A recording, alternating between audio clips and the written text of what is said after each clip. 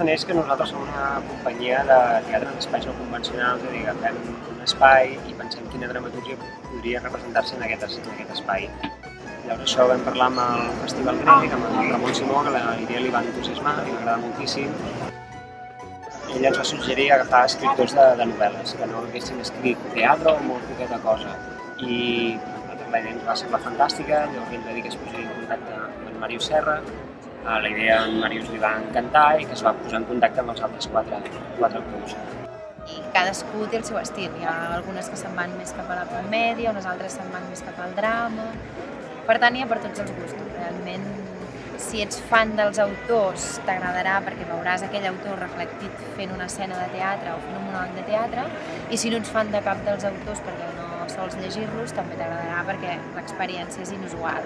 És pujar, és agafar un tíquet com a les fires, és una atracció de fira, és pujar amb el teu tíquet en un cotxe i allà dintre fas un tomb amb la música dels Lisboa Central Café, que a més estan esplèndids, i fas aquest tomb i quan s'acaba la música comença l'escena dintre del teu cotxe, que és una sorpresa a veure què et trobes.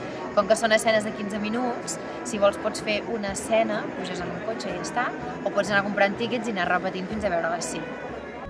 De fet, els he de dir que potser és el lloc menys indicat de Barcelona. Doncs clar, cadascú tria l'església que li va més bé, perquè el capellà és amic o perquè són feligresos.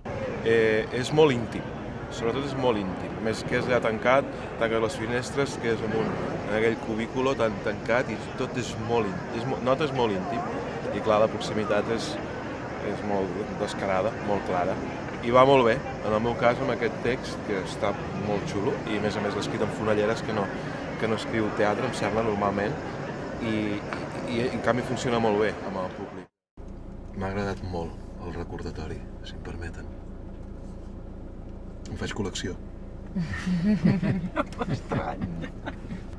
Mira, si els he de ser franc, totes aquestes mariconades, perdonin, no? Però ja saben què vull dir, no? Em refereixo a tot això del Martí Pol, no? I del portuguès aquell, el brasileny, el Paulo Coelho, això.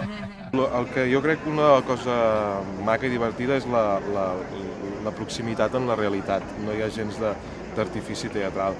Estàs allà com realment, com si ara poguéssim sortir amb aquest cotxe i agafar al carrer unes persones i dir-los això i que colés com la realitat, no? És el maco de jugar. Sempre m'ha agradat més el Maragall, que ara no es porta tant.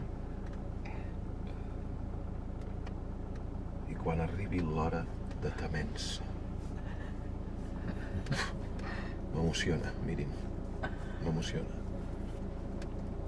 L'hora de Temença.